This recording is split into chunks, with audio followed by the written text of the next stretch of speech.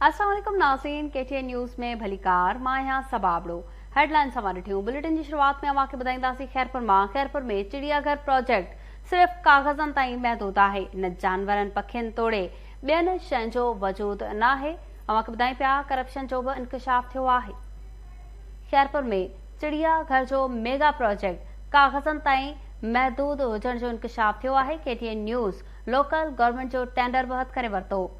64 करोड़ जो प्रोजेक्ट 2 सालन में मुकम्मल थियणो हो। 5 सालन गुजरण बावजूद अञा ताईं चिड़ियाघर मुकम्मल नाहे थी सघियो। चिड़ियाघर जे चौदीवारी खां सवाइ को बि ॿियो कम नाहे थियो। प्रोजेक्ट कागज़नि में ॾेखारे करोड़े रुपया हड़प कया विया आहिनि।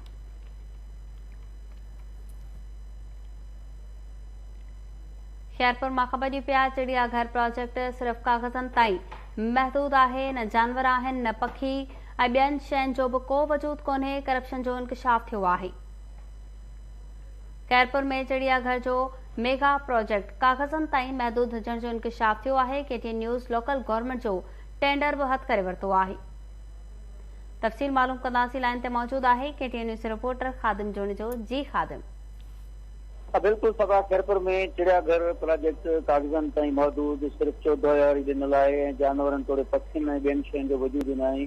करोड़नि रुपयनि जे करप्शन जो इंकशाफ थियो आहे। म्यूनिसिपल पारां भी टेंडर कयो वियो आहे।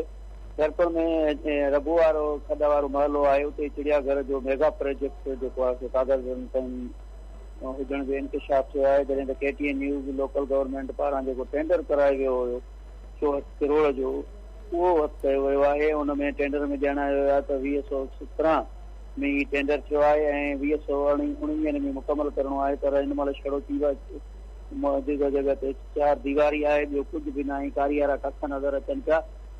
उन हवाले सां ॿुधाए पियो वञे त हिते कंहिं बि क़िस्म जो जेको आहे सो इहो प्रोजेक्ट जेको आहे सो हुनजो को वजूद नथो नज़र अचे। उन ॾिस में शहरनि अली अमन मेमण ऐं ॿियनि जो चवणु आहे त चिड़ियाघर जो प्रोजेक्ट सिर्फ़ु कागज़नि ते ॾेखारियो वियो आहे। करप्शन कई वई आहे। जॾहिं त हिन महला में 12 एकड़नि ते चौदीवार ॾियारी वई आहे। सवाइ हुनजो ॿियो कुझु बि न आहे। उन्हनि इदारनि ऐं ॿियनि जेके इदारनि खां घुर कई आहे त जेको चिड़ियाघर जी करप्शन थी आहे, मेगा करप्शन, उनजो नोटिस वरिती, जांच करे ज़िम्मेवारनि ख़िलाफ़ कार्रवाई कई वञे। जी खादिम चढ़ जो तफ़सील ॿुधाइण लाइ महिरबानी।